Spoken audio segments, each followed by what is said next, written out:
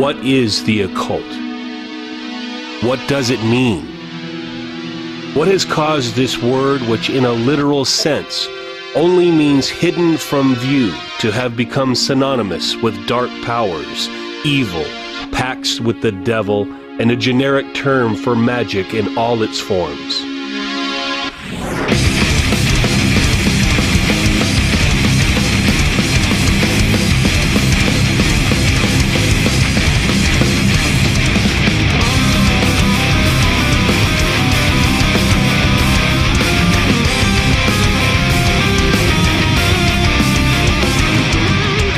Perhaps the fact that it signifies that which is concealed from view resonates powerfully with these very subjects, all of which are normally invoked and celebrated far away from the gaze of the ignorant, the uninitiated, and the fearful.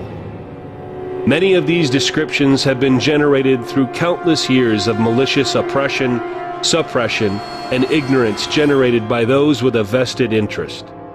They decided that the values embodied in ritual magic and thaumaturgy, symbolizing freedom for the individual, were not in the best interest of the state, and in times long past, this meant the Christian, particularly the Roman Catholic Church. This is indeed bizarre because, as we shall see, the roots of religious belief of all shades and hues are embedded in, and indeed sprang from, magic and magical practices and beliefs. If magic is the rootstock of religion, what then was the stock from which recognized magic developed? As we shall see, and as with most things, the answer lies in the natural world. To be certain, there is a universe of difference between the illusion smoke and mirrors used by stage illusionists and the bizarre talents wielded by those who choose to take a mystical and esoteric path. Stage illusionists are not in any sense magicians, although they regard their tricks as magic. Therefore, as with mages of old, any reference to genuine thaumaturgy is deemed magic, M-A-G-I-C-K.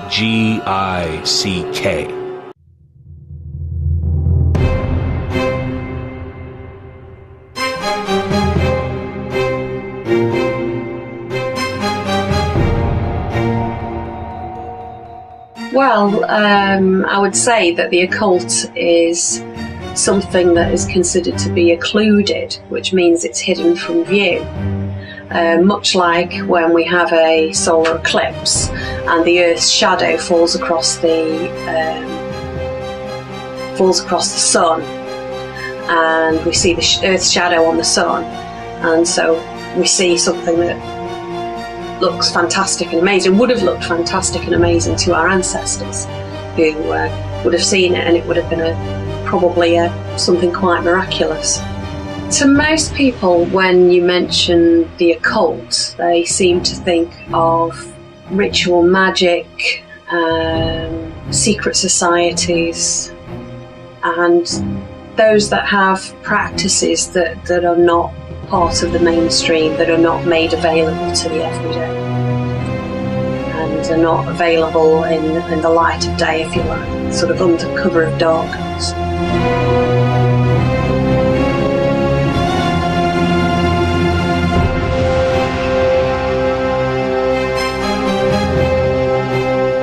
Magic, alchemy, shamanism, manipulation, they're all related, and they're all used by powers, and have been for an awful long time, whether those powers are political, military, companies, religions, it doesn't matter. It's all part of manipulation. It's all part of keeping something slightly out of view of you, but in also to convince you that they know more than we do. The great magicians of the past were people who would convince us that they knew more, that they had a special power. And it's no different to politicians and business leaders, that they know more than us, that they understand better than we do. And therefore we should trust in them and follow them and be guided by them. That's modern day magic. Today we are bombarded with one thing after another on the TV screens, in the internet, in books, magazines, in strange little things that we hold in our hands that are full of apps, God knows what else. And yet we're in an age where there are more people with disposable income than ever before. If we went back 100 years with the income that we've got today, we would be rich. But today, we still don't feel rich. Why? Because with all that disposable income, we have to go and buy this product, that holiday. We must have this car, we must go there, we must do all these things because we're told we must. And we blindly follow, we don't question it. And that's magic. They are magically using sleight of hand and word and tricking us into getting onto a hamster's wheel and doing what the magician commands. And it is no different today than it has been forever. The moment man woke up, realised he could think, realised his mind was not much different to other people's, he realised he could manipulate. And that's the dark side of the occult, if you like, more expressly seen in things like voodoo, where it's caricatured, where we see somebody stab a doll or whatever, and that's kind of a caricature of what's really going off inside the mind. It's a control of your mind. That doll is just simply a material item. It has no connection to you whatsoever, but mentally and spiritually, for whatever that word means, it does. We've connected to it, and therefore we can be manipulated through that item. And it's no different to all the items that we surround ourselves with today. We are manipulated through those items. We're given this PC, these wonderful PCs in the corner of the room, and we sit there for hours and hours and hours every single day, wasting our lives messing about with stupid computer programs. And where is it really getting us? Is it making us a better person? Is it helping us improve our society? Are the starving masses now being fed? Are whales still being taken out of the seas? Are the rainforests still being destroyed, etc., etc.? We could go on and on and on. Are we really improving things with all these wonderful tools and technologies? There is a light side to that, of course, because a great many people do wake up and do realise and do use these tools for good. In its reverse, it's a magical battle.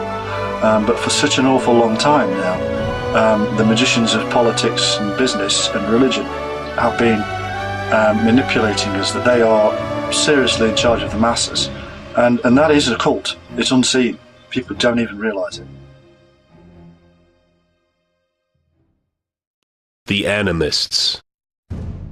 What must our ancestors have made of the sun and the moon, the vast panoply of sparkling stars that arced across the night sky? And what of the quick, brief streaks of light as meteors burned up in the atmosphere overhead? Could these be gods? And the fierce stabs of lightning darting and dancing in the dark, roiling clouds as thunderstorms bellowed and blustered overhead, what were they?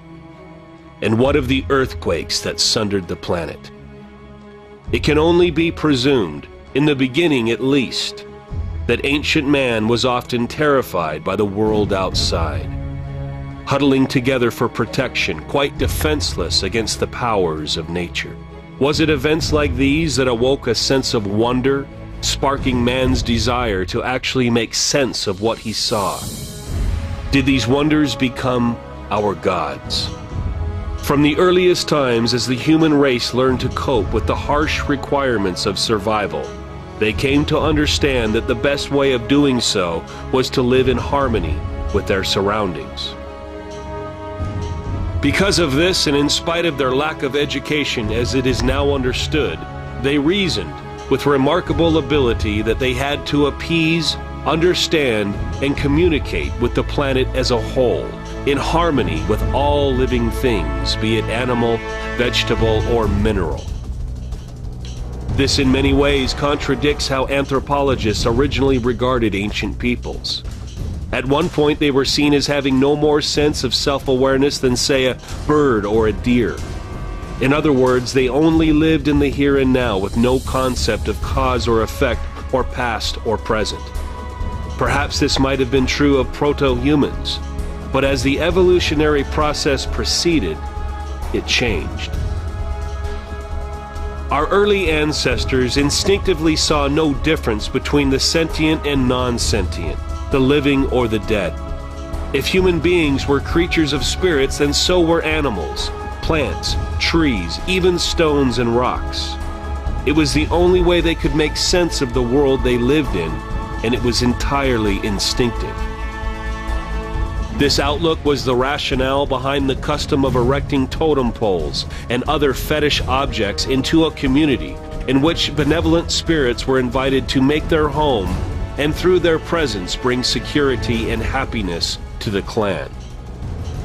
This property was also associated with other ritual objects, so much so that the loss of these important artifacts could literally destroy cohesion and confidence within that community.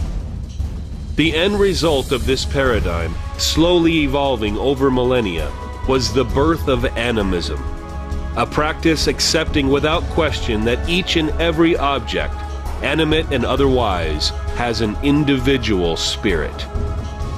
This system of belief was sufficiently successful to ensure its survival, and indeed a form of it still exists in various parts of the world today, in Siberia, South America, among other remote areas. Interestingly enough, none of the rituals, none of the beliefs were seen in any way improper or wrong. On the contrary, they were the simple tools of survival, and as such they were in no way hidden or occulted. This only happened after the emergence of the shamans, for which we will touch on in short order. As animism took hold, it became commonplace for any given member of a tribe or other social group to ask the blessing or permission from the life or spirit inherent in, for example, a tree. Since they regarded the tree in its entirety sacred, they ensured that every scrap was used, leaves, branches, bark, roots, and trunk. The situation was identical with animals and fish, where every last part of a carcass was used, entrails, flesh, blood, skin, and bones. Nothing was wasted, as this showed a fundamental lack of respect, inviting the wrath of a dead animal's spirit. This simple but effective belief system served them well, but slowly evolved until through experience it became necessary to recognize that prior to setting out on a hunt or fishing expedition, something must be done, some spirit invoked, to ensure success and a bounty of meat to feed the clan. A similar situation developed around early forms of agriculture. Through this process, it slowly became evident that some individuals had more good fortune and success than others when they led the hunt, or the harvested yield was better when they performed the ritual invocation. The birth pains of the shaman had begun.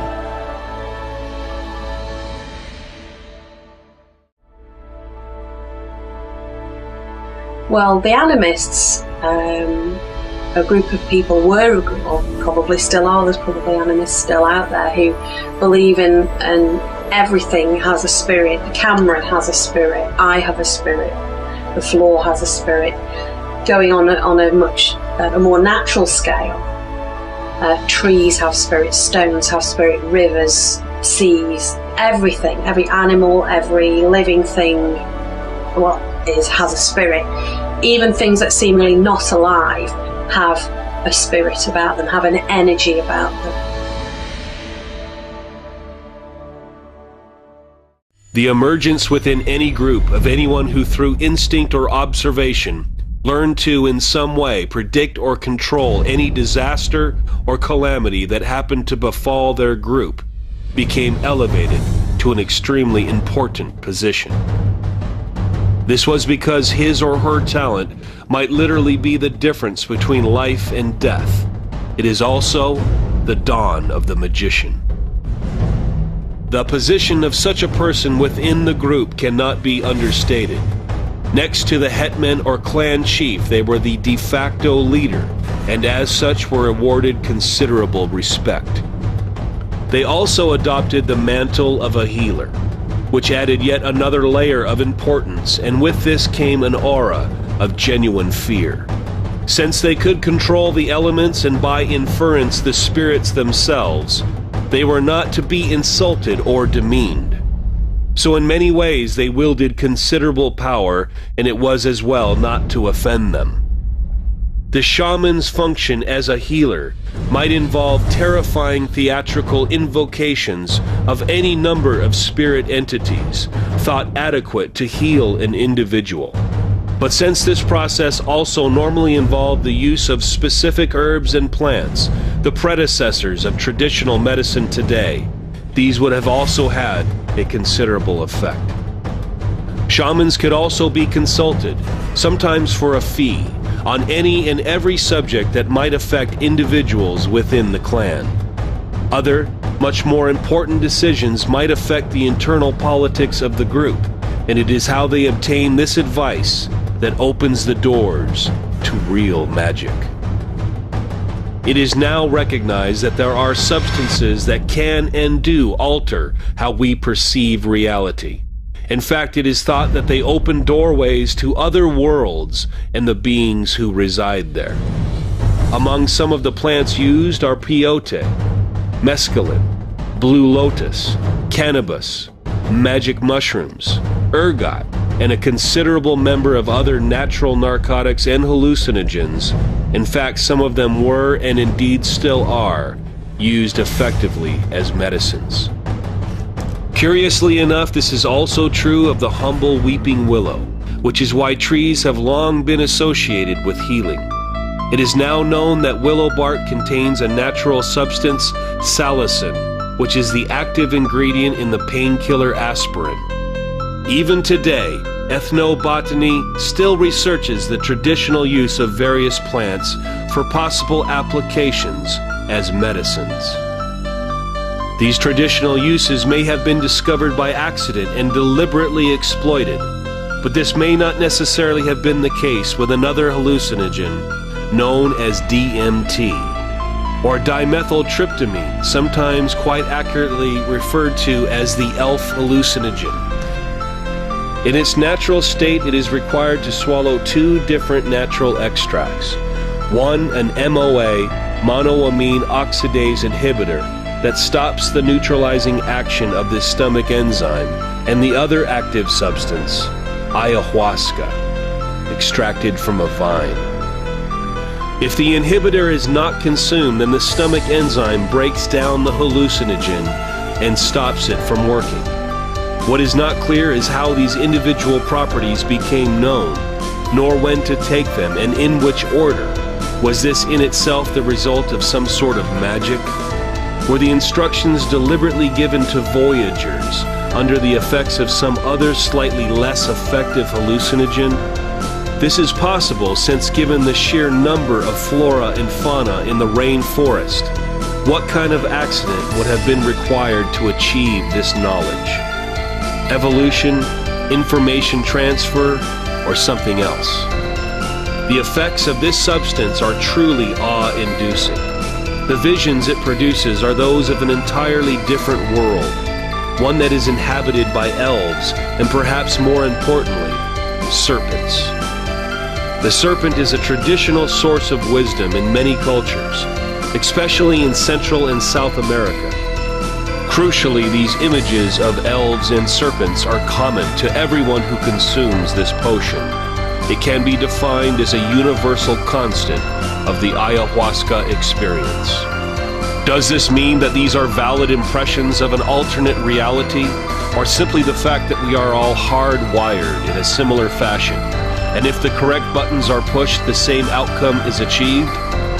Are these images the powerful archetypes suggested by pioneering psychiatrists such as Carl Jung, or do they exist independently? The one unifying factor is the omnipresent serpent. The serpent also has faint resonance with the sinuous structure of the DNA molecule. Could these shamans in some way be literally talking to their own DNA? What might that signify?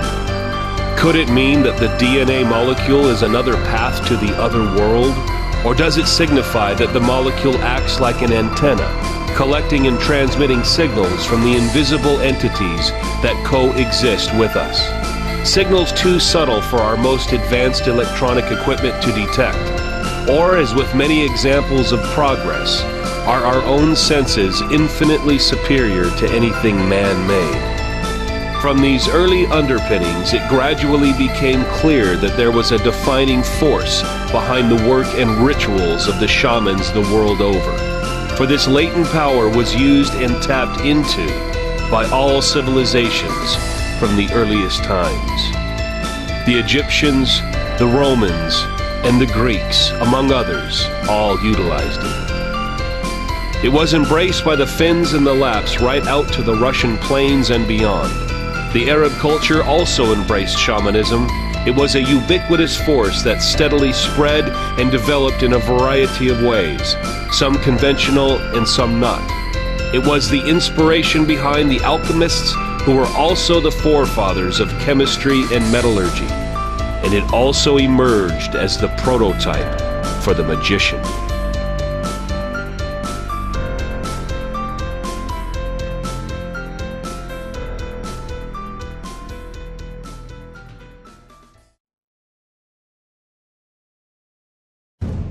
Shamanism is as old as man. It's got its roots in trying to find more than that which we are, in trying to extend who we are, and trying to get into those other imaginary worlds that we create, such as heaven and hell.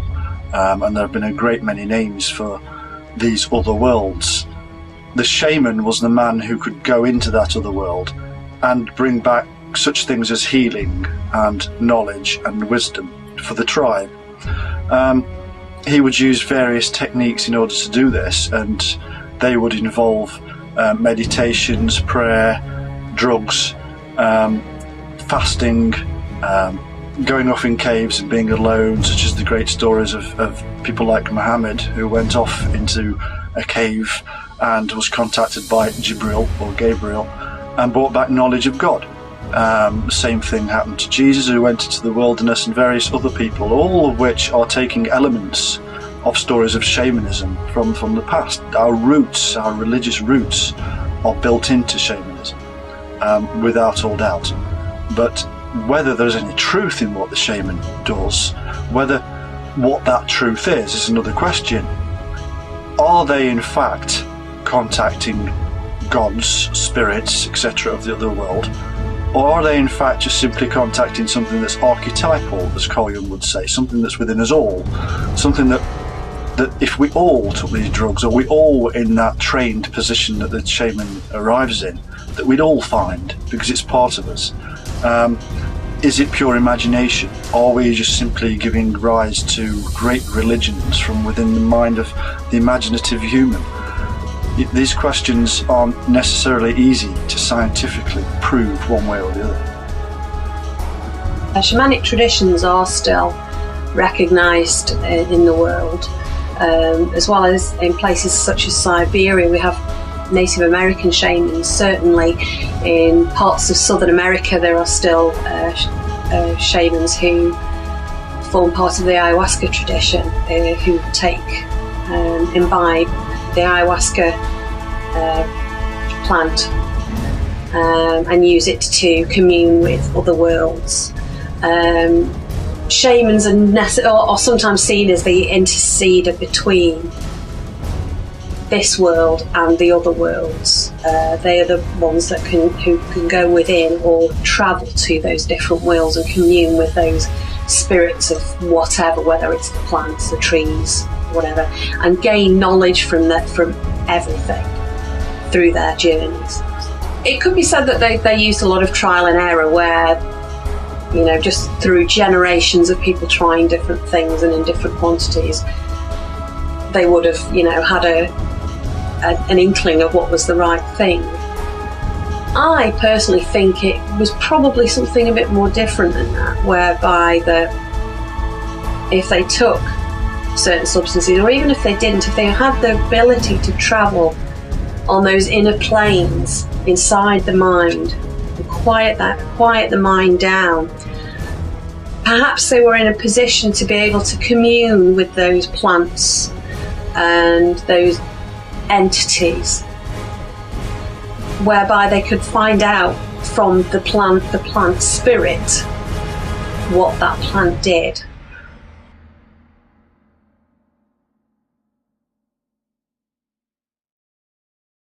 The magicians emerge. Before the selfishness of monotheism appeared, it was entirely in order for the proto-magical and pantheistic to coexist, and in many cases, one was seen as a natural extension of the other. This was entirely appropriate, since pantheism was a direct progression from animism. However, once belief in one single creator God gained sway, there was no room left for nature worship and other forms of non-approved beliefs. The reasons were not hard to see, because any deviation from orthodoxy undermined the values and dogma of rigid belief. It also challenged the authority of the church, so the focus devolved to power and who wielded it. The result was obvious: believe what we tell you or die, which is exactly what happened. Sadly, even now, under one strain of monotheism, it still does. These vigorously enforced policies resulted in the shamans and their descendants, the magicians, being driven underground, in effect the occult, finally and literally becoming occulted or hidden from view. To ensure that magical practices were utterly shunned, the church began a sustained propaganda campaign designed to put in place a belief that the old ways were a certain road to damnation, a policy enforced by torture and death at the stake. It speaks volumes that the old ways refused to go away, yet continued to exist. As with anything that can be used and improved upon, so shamanism developed until its potential was recognized by some individuals who realized that instead of a form of casual nature worship, it could be used to influence the world around them. This did not mean that being a magician was necessarily a full-time job, although in some cases it was. But in the main, it was confined to a small, discreet group who practice on their own and in secret. This situation existed for centuries, and should a magician of either sex be discovered, they faced unbiased judicial process and in many cases were murdered by the state. The history of Middle Ages is littered with instances such as the Inquisition, where waves of hysteria instigated by the authorities was used to justify the various frenzied witch hunts of the time. In this case, the magicians were styled as witches, and on the whole were nothing more than healers and midwives whose sole crime was to alleviate the pain of childbirth. This truly bizarre and skewed piece of history was based on the scriptural injunction that women should suffer childbirth, since this was the burden of Eve, and any attempt to reduce this pain was a major sin. It is a prime example of the deep misogyny that is still endemic within the Roman Catholic Church. Strangely enough, the Catholic Church has had a deep interest in magic of all incarnations, to the point where Pope Honorius collated and wrote the Grimoire of Pope Honorius the Great. This work, which is a French grimoire attributed to Pope Honorius III, who died in 1297, has long been regarded as the most evil work on magic ever produced. Its spells and incantations, many of which involve human sacrifice and ritual sex magic, even outdo those found in other grimoires such as the Key of Solomon, the 6th and 7th books of Moses, and the Book of Cyprian, and invoke such entities as Lucifer and Astaroth, both regarded as the ultimate in evil in the Judeo-Christian tradition. This is typical of the blatant hypocrisy displayed by religions of all sorts to suit their own needs and ends. It is the same hypocrisy that allowed a series of popes to launch wars against those who would not toe their dogmatic line. It is no wonder then that one of the best known manuals used to identify and cure witches, mainly women, the Malleus Maleficorum, was written by two rabid Dominican misogynists, Jacob